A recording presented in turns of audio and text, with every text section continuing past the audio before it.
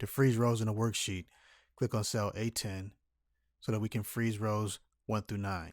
Click on View and select Freeze Panes. And you will see that when we scroll down, rows 1 through 9 will not move. We can also split the worksheet by clicking on View, then clicking on Split. By doing this, we now have 2 scroll bars instead of 1 on the right side of the worksheet. And we can adjust the size of each view by clicking on the divider. Let's add some keywords, which are also referred to as tags, to the worksheet. Click on File, then click on the Info tab.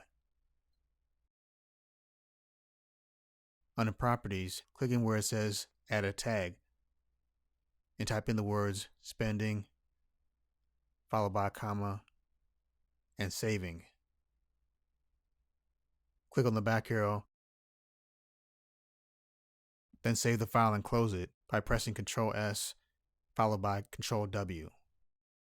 Now when I want to open the file again, I can go to File Explorer, and under Quick Search, I can input one of the words I inputted under tags, which is the word spending, and the file with that tag will appear.